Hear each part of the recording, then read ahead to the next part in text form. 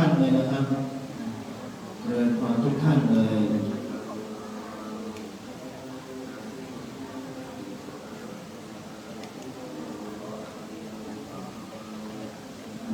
วัดป่าพุทธชินวงศ์สารดาหรือที่เรารู้จักกันเป็นอย่างดีนะครับตอนนี้ไม่มากก็น้อยนะที่มีผู้คนมากมายทั่วทั้งโลกที่รู้จักกันนั้นก็คือม่อนพญานาคราชนะครับก็ยินดีต้อนรับคณะสัตยานักท่องเที่ยวทุกท่านที่ได้เดินทางมาเที่ยวอย่างวัดป่าพุทธชินวงศ์สารามหรือม่อนพญานาคราชในวันนี้มาก็มาถึงฝนก็ตกนะโยมอากาศกำลังดีแดดไม่ร้อนนะครับเจริญพรญาติโยมทุกท่านทั้งคณะเลยนะครับที่เดินทางมาถึงแล้วที่ได้ยินเสียงนี้มาเจริญพรมานั่งอย่างที่เก้าอี้รับรองนั่งในถ้ำนี้มีชื่อว่าถ้ำภาวนาโพธิญาณโยมถ้ำแห่งนี้เป็นโซนที่7หากเรามาเที่ยววัดป่าพุทธชินวงศ์สารามแล้วมีทั้งหมด7โซนถ้าขาดโซน1โซนใดไปก็ถือว่ามายังไม่ถึงม่อนพญานาคโซนนี้เป็นโซนสุดท้ายและโซนที่7มีพระประธานนั้นคือหลวงพ่อพระพุทธมหาจักรพรรดิสมปรารถนาเป็นพระประธานองค์แรกและเป็นพระประธานภายในถ้ำแห่งนี้และส่วนด้านหลังของญาติโยมที่เป็นพญานาคคู่นั้นเป็นประธานของพญานาคท่านทั้งสองนั้นมีชื่อว่าท้าววิรูปักโขนาคราชและพระนางนพเกศนาคคินีซึ่งเป็นประธานของพญานาคในถ้ำแห่งนี้และเป็นราชาของพญานาคทั้งหมดท่านเป็นหนึ่งในท้าวจตุมหาราชทั้ง4ท่านได้ปกครองเขตแดนทิศตะวันตกนะโยมนะและด้านหน้าของญาติโยมทุกท่านที่เห็นเป็นองค์สีทองหรืออาวุธต่างๆที่แตกต่างกันนั้นคือจอมกษัตริย์9มาสาธิบดีหากเราเดินมาระหว่างท้องพญานาคทั้งสององค์นั้นเราจะเจอองค์ที่1คือพญาอนันตนาคราชและทางด้านหน้านี้มีทั้งหมด8องค์ด้วยกันคือพญามุจลินนาคราชพญาผู้ชมนาคราชพญาเพชรอัครนาคราชพญาดำแสนสิริจันทานาคราชพญาศรีสุโธนาคราชพญาศรีสัตตนาคราชพญายศมานาคราชและองค์สุดท้ายนั่นคือพญาคันตศรีเทวานาคราชนี่เป็นสิ่งศักดิ์สิทธิ์ที่อยู่ภายในถ้ำแห่งนี้คุณโยมนะและสุดท้ายยังไม่ท้ายสุดมีองค์ถึงทางประตูทางเข้าถ้ำคุณโยมนะที่กดตัวล้อมเสาไว้นั่นคือพญาพุชคินนาคราชหรือพญากานานาคราชพญานาคตัวนี้เป็นพญานาคที่รู้ก่อนเทวดาและมนุษย์และในบรรดาพญานาคทั้งหมดว่าจะมีพระพุทธเจ้าอุบัติเกิดขึ้นในโลกมนุษย์จะรู้ก่อนใครทั้ง3โลกนะที่เราพญานาคตัวนี้พญานาคตัวนี้บัดนี้ก็ยังหลับไหลอยู่ก็จะตื่นขึ้นอีกครั้งหนึ่งต่อเมื่อมีพระศรีอริยเมตไตรมาตรัสรู้เป็นพระสัมมาสัมพุทธเจ้าท่านตื่นเมื่อครั้งหนึ่งก่อนพระพุทธสมณโคดมได้มาตรัสรู้เป็นพระสัมมาสัมพุทธเจ้าวันนี้ก็เป็นโอกาสดีเดี๋ยวผมก็จะได้ส่งไม้ให้กับพระอาจารย์พระครูไทยให้ท่านได้สามโหท่านเกียรติคาถาให้กับคณะสัตยาญาติโยมทุกท่านที่ได้ให้เกียรติและเป็นโอกาสอันดีที่ได้เดินทางมาเที่ยวชมสถาปัตยกรรมพุทธศิลป์ทุกสิ่งทุกอย่างและสถานที่อย่างนี้เดี๋ยวจะให้พระอาจารย์เป็นผู้แนะนำและกล่าวให้ความรู้ให้กับคณะสัตยาญาติโยมทุกท่านนะครับผมขอกราบนมัสการพระอาจารย์พระครูอภิธรรมชินวงศ์ดร.พระครูไทยที่ปรึกษาเจ้าคณะจังหวัดพะเยาประธานมูลนิธิพุทธสุวรรณภูมิและผู้ช่วยเจ้าอาวาสวัดวิเชียรญาณิการวรวิหารกรุงเทพมหานครและเป็นผู้รักษาการเจ้าอาวาสวัดป่าพุทธชินวงศ์สารามม่อนพญานาคแห่งนี้ขอกราบนมัสการครับ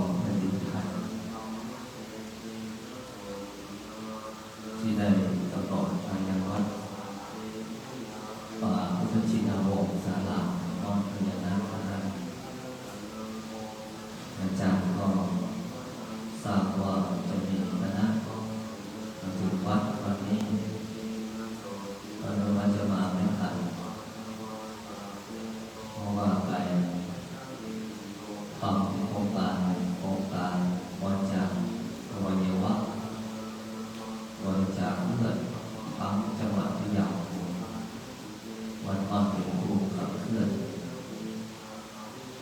ทางก้าวก็ไป9 โมงกลับมาตอนฉันเพลด้านหน้าที่เจอญาติโยมมาพอดีก็คงใช้เวลาไม่มากก็เดี๋ยวเที่ยงครึ่งก็จะไปประชุมคณะสงฆ์จังหวัดพะเยา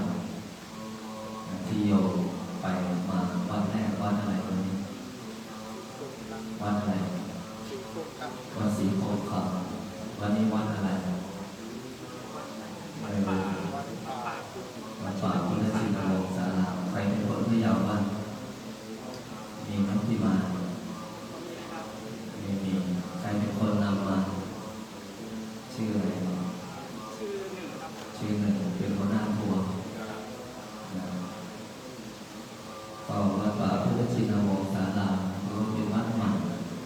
ของจังหวัดพะเยาเพิ่งเกิดขึ้น4 ปีก่อนไม่มีใครรู้จักไม่มีอะไรทั้งสิ้นมีแต่ภูเขาลูกเดียวถนนทางก็ไม่มีไฟก็ไม่มีน้ำก็ไม่มีแล้วไม่ใช่วัดตอนนี้เป็นวัดแล้วสร้างมาตั้งแต่วันที่26 มกราคม 2565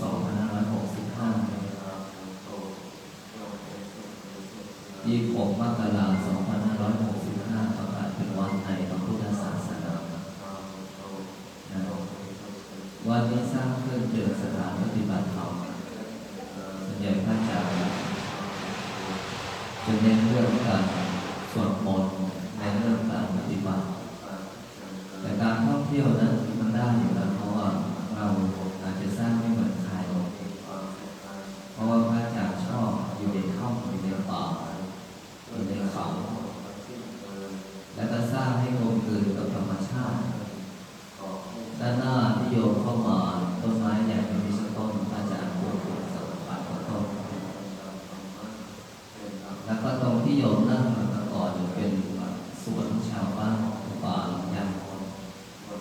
ชาวบ้านถวายวัดพระอาจารย์ก็เลยสร้างเป็นห้องอิฐห้องตรงนี้ใช้เป็นที่ปฏิบัติธรรมคิดว่าห้องนี้ใหญ่นะเวลาเราปฏิบัติธรรมห้องนี้ก็เต็มพระอาจารย์จะขยายไปอีกเป็นห้องและส่วนที่นอนเราถามว่าเวลาปฏิบัติธรรมปฏิบัติที่นี่แล้วนอนที่ไหนวันนี้โยมไปนอนที่ไหนกันไปนอนที่ไหนคืนนี้นอนที่เชียงคำโยมอยากจะนอนในตัวพญานาคสักคืนตัวพญานาคที่ล้อมภูเขาเป็นที่นอนผู้ปฏิบัติธรรมในส่วนที่โยมจะเข้าถึงสถานที่โยมมาชั่วโมงอยู่โยมไม่ถึงไปไม่พบให้เจ้าหน้าที่แจกสถานที่เข้าถึงวัดทั้งหมด7 โซนก็ถือว่าโอกาสนี้เป็นนิมิตหมายที่การพบเจอพวกเราขอให้การมาเที่ยววัดอ้อนพญานาคให้มีความสุขและหลังจากนี้พวกเราก็จะไปทานข้าวทราบว่าทานข้าวที่วัดอีกใช่ไหมใช่ไหมเนี่ยทานข้าวที่วัดแต่ไม่ได้นอนวัดโอกาสหน้าเราขอเชิญมานอนปฏิบัติธรรมวันนี้เที่ยวให้มีความสุขทานให้มีความอิ่มทั้งกายอิ่มทั้งใจอิ่มทั้งท้องแต่การเข้าถึงสถานที่อาจจะไม่ทั่วถึงเพราะเวลาน้อยอาจารย์ก็อาจจะไม่ได้ทายทั้งทุกคนอาจจะไม่รู้จักทุกคนแต่ทุกคนก็มีโซเชียลของตัวเองก็ถ่ายได้ทุกมุมวันนี้ไม่มีปิดเปิดทุกมุมถ่ายได้ทุกมุมประชาสัมพันธ์ได้ทุกที่ขอเน้นย้ำว่าวัดปฏิบัติธรรมเชิญชวนใครที่กำลังหาสถานที่ที่สงบทางใจวัดม่อนพญานาคเป็นวัดหนึ่งที่เชิญชวนมาถือศีลปฏิบัติธรรมในพรรษา3 เดือนอาจารย์อยากให้พวกเราเป็นสถานบุญแบบนี้นะให้คนมาปฏิบัติธรรมกันลูกนะวันนี้พระอาจารย์ก็ขออวยพรให้ทุกคนทุกท่านที่ได้มาเป็น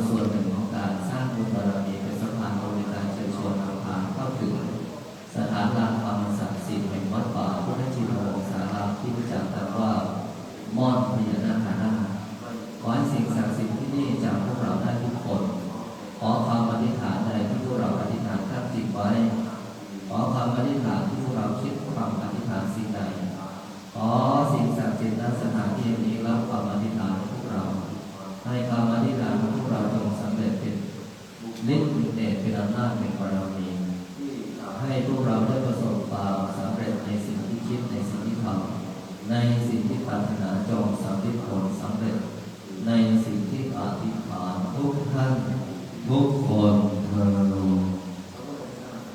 เข้ามาเป็นแถวอาจารย์ของที่ดู